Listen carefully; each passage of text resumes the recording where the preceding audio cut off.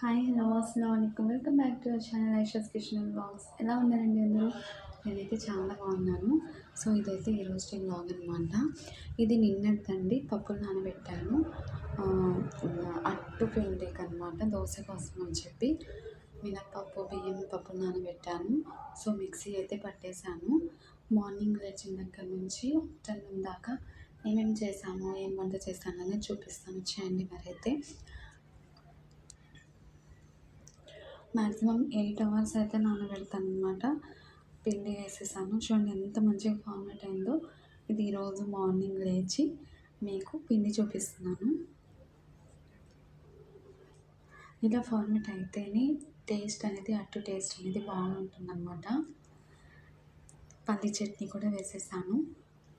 పల్లీలు అలా సైడ్కి కొంచెం ఉంచుకుంటాను అనమాట. ఎందుకంటే నాకు అలా తింటాం అలవాటు. మార్నింగ్ ఏదైనా సరే టిఫిన్స్ చేసినప్పుడు కంపల్సరీ పల్లీలు అనేవి ఫ్రై చేసినప్పుడు కొంచెం పెట్టుకుంటాను పక్కన. పల్లీలు తినడం అంటే చాలా ఇష్టం అనమాట. సో దోశ బ్యాటర్ వచ్చేసేసి ఇంకో బౌల్లో, చిన్న బౌల్లో సపరేట్ చేసుకొని సాల్ట్ అవి కలుపుతున్నాను.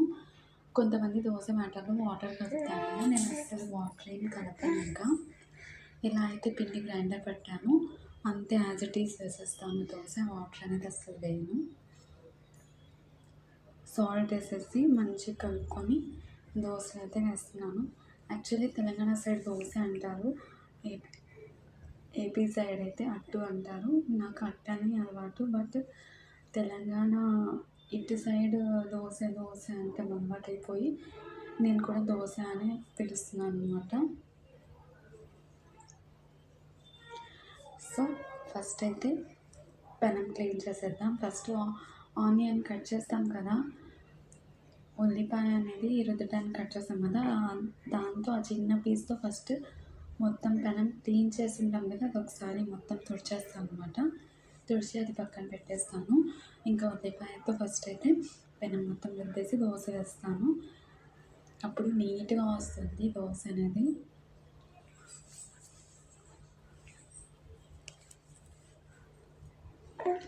సో ఈరోజు మా ఇంట్లో బ్రేక్ఫాస్ట్ అయితే దోశ విత్ పల్లి చట్నీ. మీరేమేమి బ్రేక్ఫాస్ట్ చేసుకున్నారో నాకు తప్పకుండా కామెంట్ చేయండి. దోశలో మీకు ఏ దోశ అంటే ఇష్టమో కూడా కామెంట్ చేయండి. నాకైతే కారపొడి వేసి నెయ్యి వేసి చాలా ఇష్టం. ఎగ్ దోశ కూడా అంత ఫేవరెట్గా తినను. కారపొడి నెయ్యి దోశ అంటే అంత ఇష్టం అనమాట. యాక్చువల్గా ఇంట్లో అయితే కారపొడి అయిపోయింది, చేద్దామంటే కరివేపాకు దొరకలేదనమాట. సో అందుకని చెప్పి నేనేం కారపొడి చేయలేదు. లైట్గా కూరకారం వేద్దాం అనుకున్నాను, కానీ మంట ఎక్కువగా ఉంటుందని చెప్పి వేయలేదు. నేనైతే ఫస్ట్ మా వారికి టిఫిన్ ప్రిపేర్ చేసి ఇచ్చేస్తున్నాను. ఫస్ట్ అయితే ప్లెయిన్ దోశ వేసేసాను, ఆ తర్వాత ఎగ్ దోశ వేసాను అనమాట. ఎగ్ దోశలో చాలామంది చాలా వెరైటీగా చేస్తూ ఉంటారు, కానీ నేనేం చేస్తానంటే వెల్లుల్లిపాయ కారం వేస్తాను ఎగ్ మీద. చాలా టేస్టీగా ఉంటుంది. బట్ చెప్పాను కదా, ఇంట్లో అయితే కారం అయిపోయింది, చేయాలి. అందుకని చెప్పి నార్మల్ కారం సాల్టే వేసేసాను. అది అంత టేస్ట్ అనిపించలేదు, ఫ్రాంక్గా చెప్తున్నాను కదా.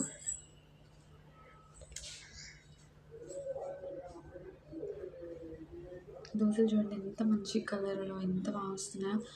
దోశ పిండి మంచిగా ఫర్మెంట్ అయింది అని ఎలా తెలుస్తుందో తెలుసా? మనం దోశ పెనం మీద వేసినప్పుడు బబుల్స్గా రావాలి. హోల్స్ ఉంటాయి కదా, అలా బబుల్స్ కాదు, హోల్స్గా రావాలన్నమాట.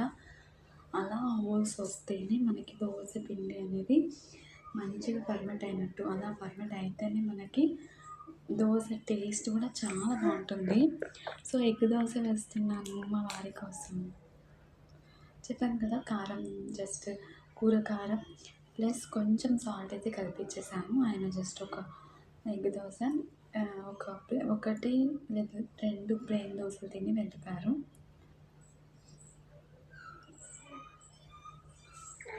మార్నింగ్ అయితే చాలు, అదే బ్రేక్ఫాస్ట్ కంపల్సరీ దోశ అనేది ఉంటే మాత్రం అస్సలు పని అవ్వదు. నిజం చెప్తున్నా. అందులో ఈ చలికి అస్సలు లేవబుద్ధి కావట్లేదు. మార్నింగే 5:30కి లేచి మళ్ళీ పడుకున్నాను అనమాట. అస్సలు ఆ చలి మామూలుగా లేదు. మీ సైడ్ ఎలా ఉందో నాకు కామెంట్ చేయండి. ఇక్కడ మేము ఉంటున్న ప్లేస్ అయితే చాలా ఎక్కువగా ఉంది. నాకు అలా అనిపిస్తుందో లేకపోతే అలానే ఉందో అయితే నాకైతే తెలియదు, కానీ చాలా ఎక్కువ ఉంది. సో ఒక ఎగ్ దోశ అయితే మా వారికి ఇచ్చాను, ఇంకో ఎగ్ దోశ అయితే నా కోసమే వేసుకున్నాను. అంటే యాక్చువల్లీ పాపకు వేసాను, కానీ అది అసలు ముట్టుకొని కూడా ముట్టుకోలేదు. సో అందుకని చెప్పి నేనే తినేసాను. ఈరోజు మా బ్రేక్ఫాస్ట్ అయితే ఇది దోశ అనమాట. సో ఆఫ్టర్ లంచ్కి స్పెషల్ రెసిపీ చేశాను. స్పెషల్ అంటే స్పెషల్ అని కాదు, నాకు స్పెషల్ ఎందుకంటే మా వారు అడిగారు కాబట్టి చేశాను. సో అందుకని చెప్పి నాకు స్పెషల్.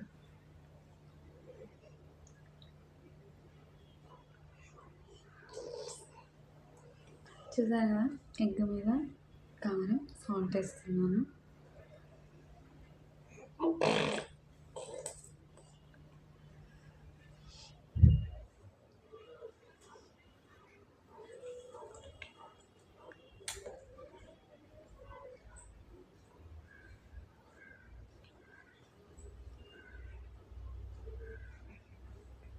అంతే, నేను కూడా దోశలు వేసేసుకొని తినేసాను, అయిపోయింది. ఆఫ్టర్నూన్ అయితే మూంగ్ దాల్ అంటే పెసరపప్పు ఉంటుంది కదా, పెసరపప్పుతో పప్పు చేస్తున్నాను అన్నంలోకి. చాలా బాగుందండి, తప్పకుండా ట్రై చేయండి. నేనైతే ఇది రిలయన్స్కి వెళ్ళాను కదా, అప్పుడు తెచ్చుకున్నాను అనమాట. నేను దీంతో టీ గ్లాస్తో ఒక 1.5 గ్లాస్ వేసాను పప్పు. ఇది పొట్టు పప్పేనండి, ఎలా చేయాలో ప్రాసెస్ చూపిస్తాను. ప్లస్ డీటెయిల్గా ఇంకో వీడియో కూడా నేను అప్లోడ్ చేస్తాను. ఫస్ట్ అయితే ఫ్రై చేసుకోవాలి. ఫ్రై చేసుకొని వాటర్ వేసేసుకొని కొంచెం ఒక 5 మినిట్స్ లేదా ఒక 10 మినిట్స్ నానబెట్టుకుంటే ఏమవుతుందంటే దాని పొట్టు అనేది మొత్తం వచ్చేస్తుంది. ఇలా రబ్ చేస్తూ మనం క్లీన్ చేసుకుంటే ఆల్మోస్ట్ దానిలో ఉన్న పొట్టు ఒక 90% దాకా వచ్చేస్తుంది అనమాట. అలా క్లీన్ చేసుకొని ఇంకా కొంచెం ఉన్నా ఏం పర్లేదు, మంచిగా ఒక 3-4 టైమ్స్ వాష్ కడిగేసుకోవాలన్నమాట మొత్తం. ఆ తర్వాత మనం మొత్తం క్లీన్ వాష్ చేసుకున్న తర్వాత వాటర్ వేసుకోవాలి. వాటర్ వేసుకొని మనం కొంచెం ఉల్లిపాయ ఇంకా ఒక 3-4 పచ్చిమిర్చి సన్నగా కట్ చేసుకోవాలి. దాని తర్వాత టమాటా పీసెస్ని కూడా సన్నగా పొడుగ్గా కట్ చేసుకోవాలండి. టమాటాలు మీ ఇష్టం అండి, నేనైతే ఒక 3 వేసాను. ఎక్కువ వేసుకోవాలంటే ఇంకో టమాటా వేసుకోవచ్చు, బాగానే ఉంటుంది. దాని తర్వాత చింతపండు, ఇది చింతపండు అనేది ఫుల్లీ ఆప్షనల్. కొంతమంది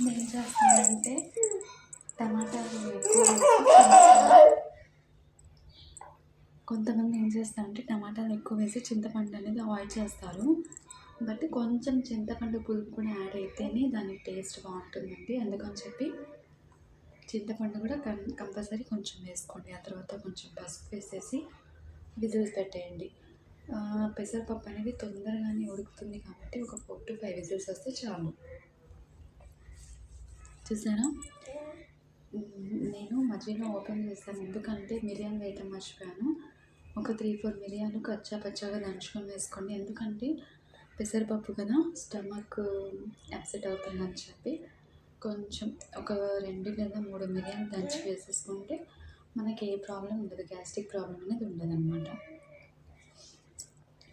ఆ తర్వాత పప్పు మొత్తం ఉడికిపోయిన తర్వాత ప్రెషర్ ఓపెన్ చేసి ప్రెషర్ కుక్కర్ మన టేస్ట్కి సరిపడా ఉప్పు కారం వేసేసుకోవాలి.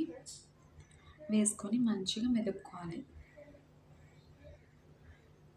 వాటర్ ఏమైనా ఉంటే తీసేసుకొని మంచిగా మెదుపుకోవాలి.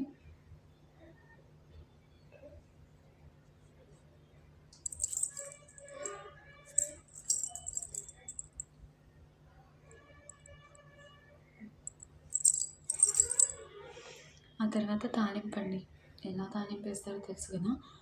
ఆయిల్ వేసేసుకొని పోపు దినుసులు వేసుకోవాలి, మీ ఇష్టం అనమాట. ఇంకా కానీ దంచిన వెల్లుల్లి మాత్రం తప్పకుండా వేయండి. ఆ తర్వాత ఎండుమిర్చి, కరివేపాకు, కొత్తిమీర పప్పులోనే కలిపేసుకోవచ్చు, లేదా ఇలా తాలింపులో కూడా వేసుకోవచ్చు, బాగుంటుంది. నేనైతే కొత్తిమీర వేయలేదులేండి తాలింపులో, మామూలు పప్పులోనే వేసాను, కానీ చూపించలేదు, మిస్ అయిందనమాట వీడియో. ఆ తర్వాత సన్నగా తరిగి పెట్టుకున్న ఆనియన్స్ వేసుకొని మంచిగా ఎర్రగా ఫ్రై అయిన తర్వాత ఈ పప్పు తిరిగేసుకోవాలండి, అంతే.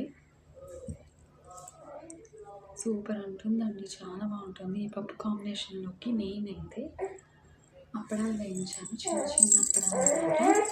సో అవి నెక్స్ట్ చల్ల మిరపకాయలు అంటారు కదా, అంతే అవే మజ్జిగ మిరపకాయలు అంటారు, చల్ల మిరపకాయలు అంటారు, మిరపకాయలు అంటారు కదా.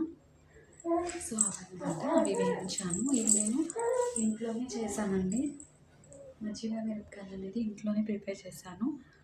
ఈ అప్పడాలు వచ్చేసేసి నేను రిలయన్స్లో తెచ్చుకున్నాను. ఈ పప్పు, ఆ రైస్ ప్లస్ నాకు బేసిక్గా పప్పు లేదా చారు, రసం, పప్పు చారులో వడియాలు లేకపోయినా పర్లేదండి, కానీ ఈ మజ్జిగ మిరపకాయలు ఉంటే మాత్రం సూపర్గా తింటానండి అన్నం. ఒక ముద్ద ఎక్కువ తింటాను కానీ తక్కువ అయితే తిన్ను. నాకైతే చాలా ఇష్టం. అంతే అండి, ఇది ఆల్మోస్ట్ ఈవినింగ్కి కూడా ఉంటుంది. లేకపోతే సైడ్ డిష్ చేంజ్ అయ్యింది, ఇంకా ఆమ్లెట్ వేసేస్తాను అంతే. అంతే తప్ప కర్రీ అయితే ఇంకా చేయను, ఎందుకంటే పప్పు చేసేసాను కాబట్టి. అంతే అండి, హ్యాపీగా నేను మా వారు కూర్చొని లంచ్ టైంకి లంచ్ మొత్తం తినేస్తున్నాం హ్యాపీగా. పప్పు, అన్నం, వడియాలు, చల్లమిరపకాయలు, అబ్బా ఇంకేం కావాలి చెప్పండి. బిర్యానీ ఉన్నా దీని ముందు పనికిరాదు, అంత టేస్టీగా ఉంది. తప్పకుండా నచ్చితే మీరు ట్రై చేయండి. నేను సపరేట్గా వీడియో కూడా అప్లోడ్ చేస్తాను. ఓకే అండి, ఎవరైనా సబ్స్క్రైబ్ చేయని వాళ్ళు ఉంటే please subscribe my channel. And మీకు నచ్చితే కనుక వీడియోకి చిన్న లైక్ ఇచ్చి సబ్స్క్రైబ్ చేయండి. Thank you for watching. Bye, అల్లా హాఫీజ్.